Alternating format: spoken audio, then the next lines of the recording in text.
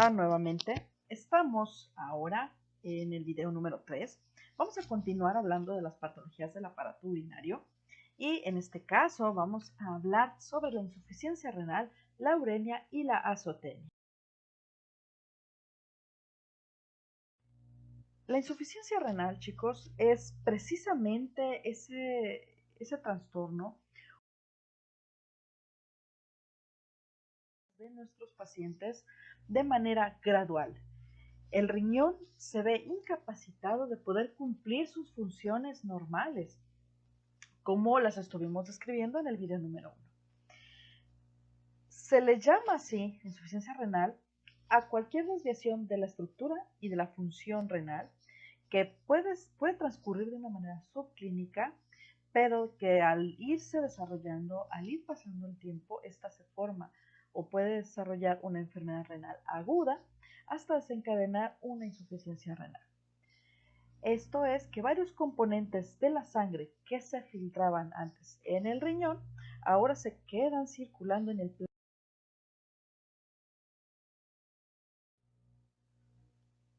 La insuficiencia renal la podemos clasificar en dos tipos, chicos, en la aguda y en la crónica. La insuficiencia renal aguda es aquella que se forma de una manera súbita, donde se va a presentar oligura o anuria junto con una azotemia. Encontramos un daño glomerular o puede haber un daño intersticial, o sea, no solamente en el glomérulo, o una necrosis tubular aguda. Muy a menudo este tipo de insuficiencia se presenta de manera reversible, esto es que el daño que se ha producido puede sanar hasta cierto punto y el órgano, en este caso el riñón, continuar con su función casi normal.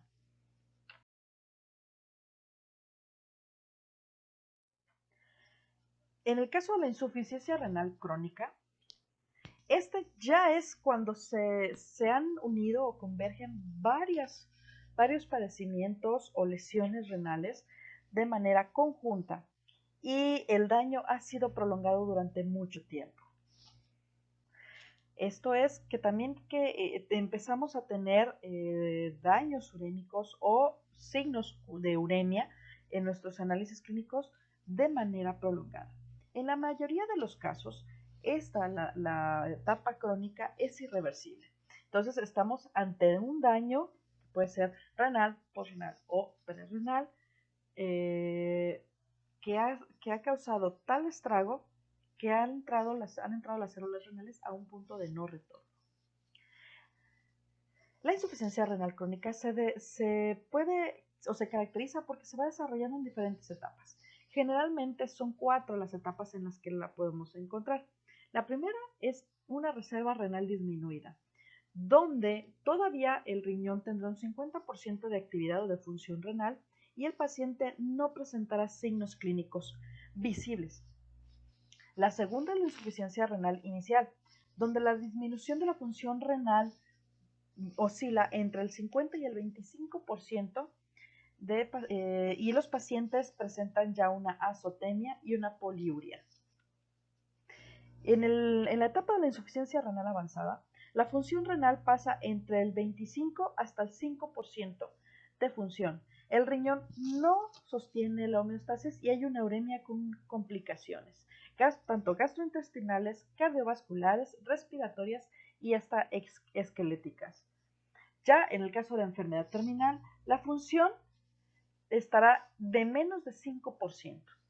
El paciente está entrando a una etapa terminal con una uremia y una uremia aguda y casi las funciones ya no solamente del riñón, sino las funciones de otros órganos se verán afectados, ¿no? Como puede ser ya el pulmón, el corazón y estructuras como intestino y estómago.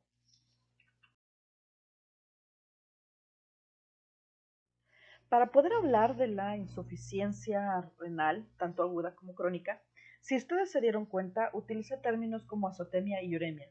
Pues bien, no podemos hablar de la insuficiencia renal si no podemos incluir estos dos, tanto azotemia como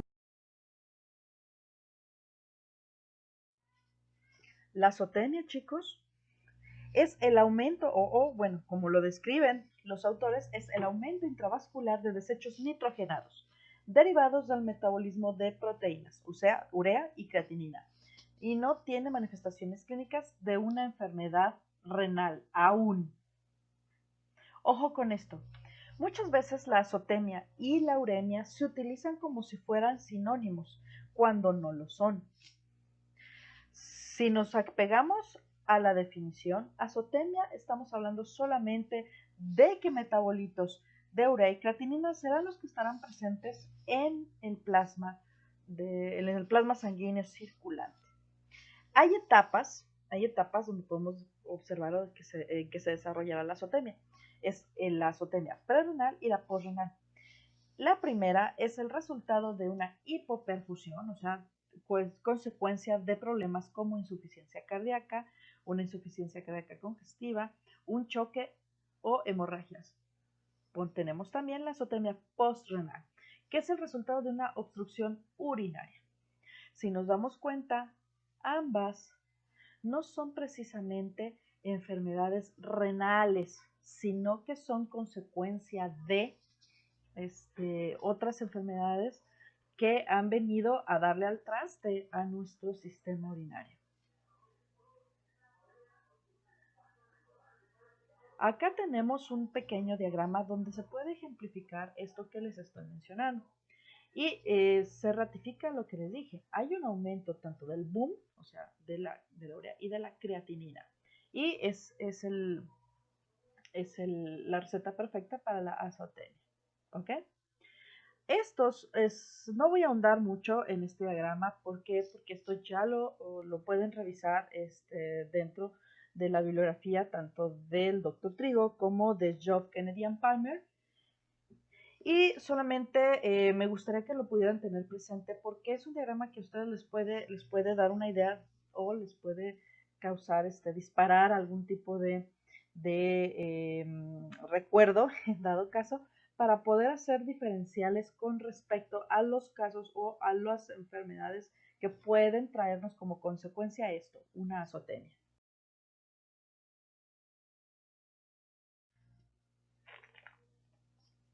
En el caso de la uremia, esta ya es la acumulación intravascular de desechos metabólicos tóxicos. En este caso ya no solamente estamos hablando de urea y creatinina, sino también de contenido de ácido úrico o anhidrina, alteraciones de iones en plasma, o sea, un aumento en circulatorio de calcio, fósforo y otros fosfatos, así como una reducción en el pH sanguíneo, lo que es que se produzca una acidosis metabólica. Todo esto a causa de una insuficiencia renal, que puede ser aguda o crónica. Si recordamos un poquito lo que mencionábamos sobre la insuficiencia renal crónica, podremos observar que se menciona mucho el caso de la uremia ya en las etapas finales de la insuficiencia renal crónica. Esta sí presenta signos clínicos y lesiones a causa de anormalidades sistémicas. Geoff Kennedy y Palmer lo mencionan como, así literalmente, orina en sangre. La azotemia y la uremia, como bien lo mencioné, se han utilizado como sinónimos, pero en este caso no lo son. Y una formulita que nos menciona el doctor Trigo es que los animales con insuficiencia renal siempre serán azotémicos, pero no siempre serán urémicos.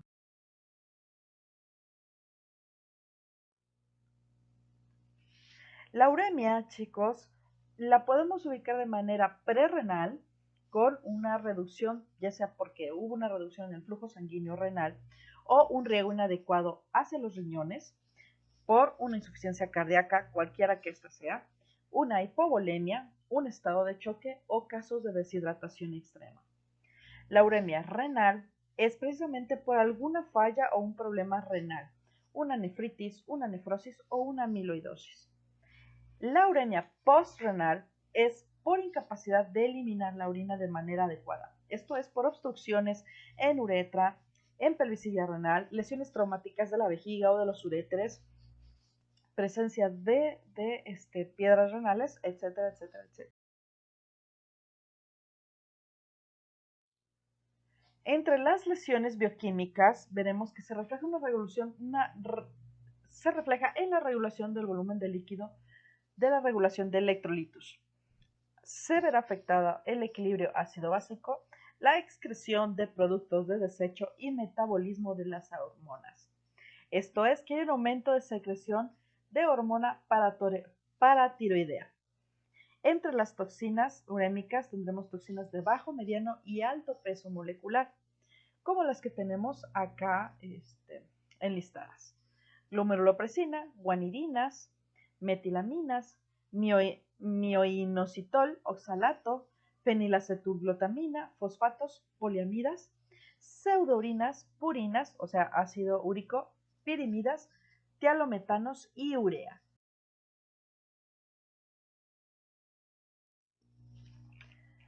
La uremia, como nos podemos imaginar, presenta diferentes signos clínicos. Estos serán dolor renal, acidosis metabólica, deshidratación, que esta, como hemos estado observando, se puede ser tanto la causa de la uremia como también la consecuencia. De ahí la importancia de hacer un seguimiento integral y sistémico de nuestro paciente para que nos sirva a identificar si los signos que estamos observando son la consecuencia o son la causa del problema que está poniendo muy mal a nuestro paciente. Otro signo es la hiper o hipoparatiroidismo. Este se da gracias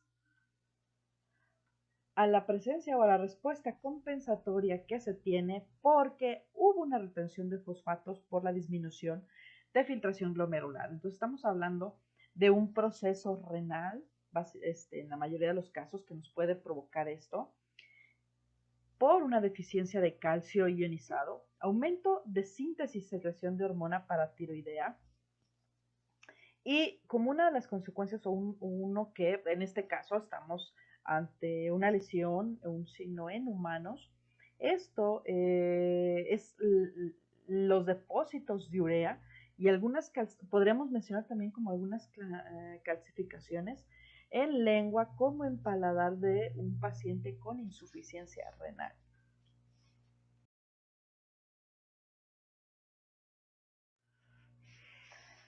Las lesiones macroscópicas que podremos observar son las que causaron la uremia, mientras que también podremos observar las que fueron producto de ella, pero las primeras suelen ser intrarrenales y las segundas son extrarrenales.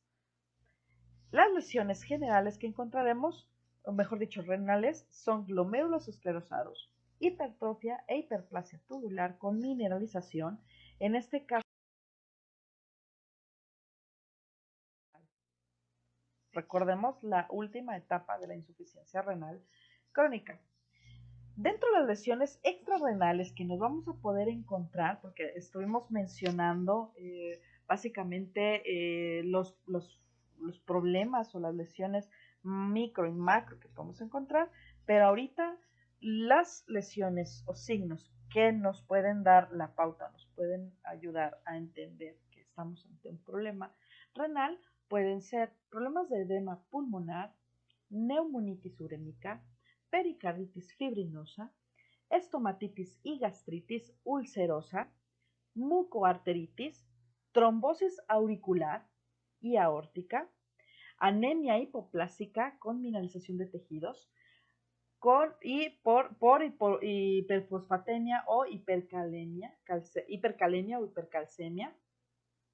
Esto nos trae como consecuencia el hiperparatiroidismo secundario del que hablábamos, así como la mineralización de tejidos blandos y osteodistrofias fibrosas. Podemos encontrarnos también lesiones en la pleura parietal de los espacios intercostales, esto es, en los espacios de las costillas, como pueden ser los depósitos de calcio, así como depósitos de urea, encefalopatías urémicas en bovinos y encefalopatías también. Encefalopatías espongiformes multifocales.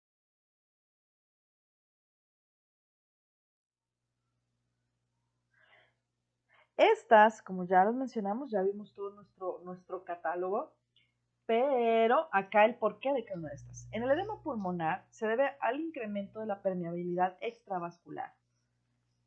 En el caso de la estomatitis y la gastritis ulcerosa, será por la excesiva producción de amoníaco. La trombosis auricular y la aórtica es por el daño en el endotelio de los vasos. La mineralización de los tejidos es porque se ha alterado el metabolismo tanto del calcio y del fósforo, y estos necesitan, como siguen circulantes, necesitan depositarse en algún lado.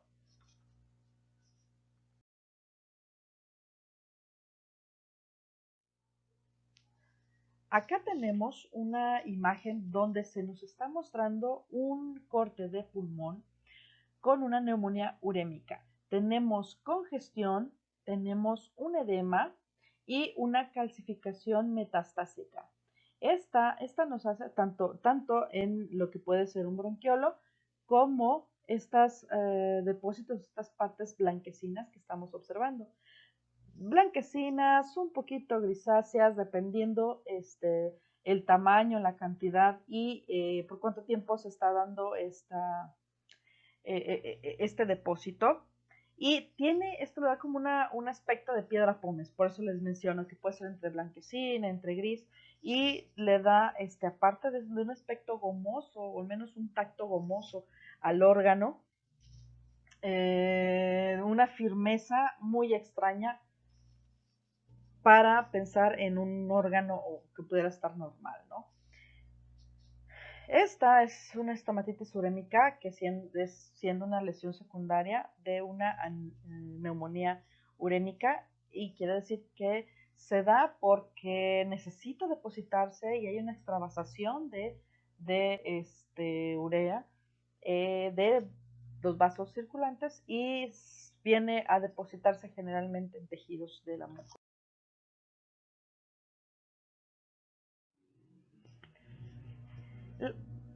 Estuvimos hablando sobre estomatitis necrótica ulcerativa. Esta es mucho más común, la vamos a poder observar más en perros y gatos. Esto por las alteraciones en el metabolismo de calcio y fósforo y que necesitan depositarse en algún lado. En el caso de la uremia crónica, las úlceras son debidas por la necrosis fibrinoide de las arteriolas y gracias a que hay depósitos de bacterias secundarias que se depositan ahí, válgame la expresión, ¿no? Podemos verlo en perros, en gatos y en algunas ocasiones en bovinos y en caballos. Otra lesión, porque estuvimos hablando de úlceras en mucosa gástrica, bueno, esta se caracterizará no solamente por la presencia de estas lesiones, sino porque también se torna hinchada con un color rojo intenso y la presencia, obviamente, de estas úlceras. Encontraremos infarto de mucosa, esto por la necrosis que sufren las arteriolas, como lo vimos, como ya lo explicamos en esta parte.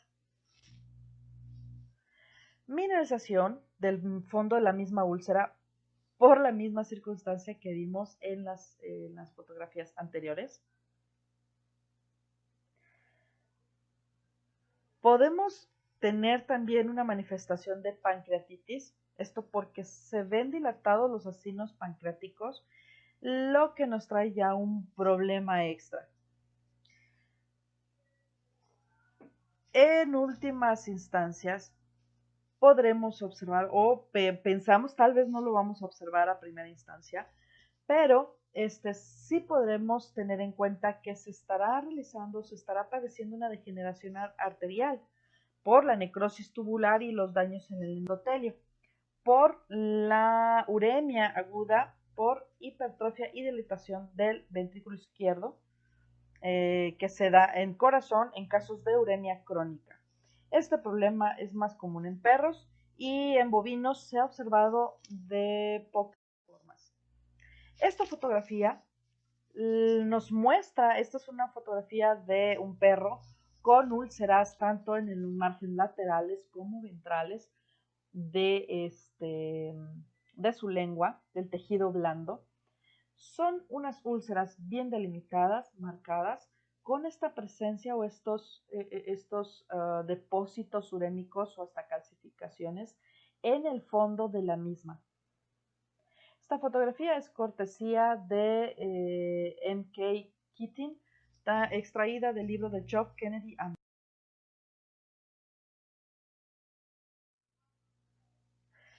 Esta es otra fotografía donde nos están mostrando igual un canino con una uremia aguda, donde podemos observar, como bien nos lo muestra la flechita, bueno,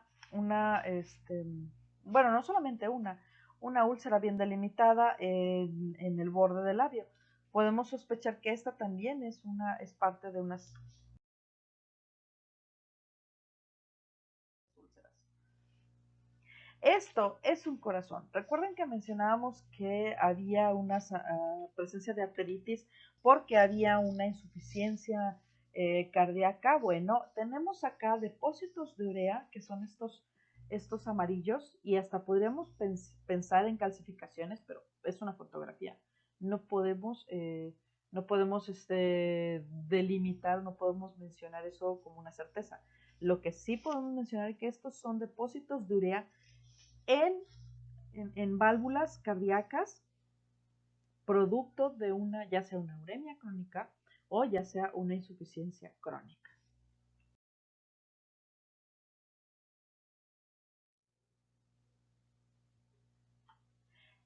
Estas fotografías son también extraídas del libro de John Kennedy and Palmer, donde podemos observar en la fotografía de la izquierda un corte histológico de pulmón, donde se nos están señalando las áreas alveolares y lesiones bronquiolares de la pared alveolar, que serían estas, donde se nos está mostrando la presencia de edema, por eso es ensanchamiento, esta separación en las paredes, así como depósitos de urea en un perro con una uremia crónica.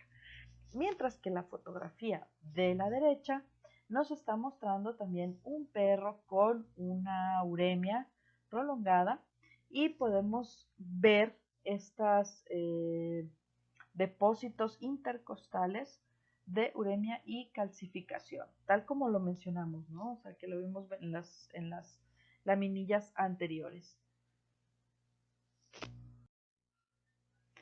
Acá tenemos un corte macro de una pared estomacal, esto es parte del estómago en un perro, donde se nos está mostrando una gastritis urémica. Vemos o podemos constatar un tanto de edema, congestión y una hemorragia bien marcada con los depósitos urémicos a un lado de ellos y esta parte blanca que vemos casi en la capa mucosa, bueno, son calcificaciones. Bueno chicos, pasemos al siguiente video, donde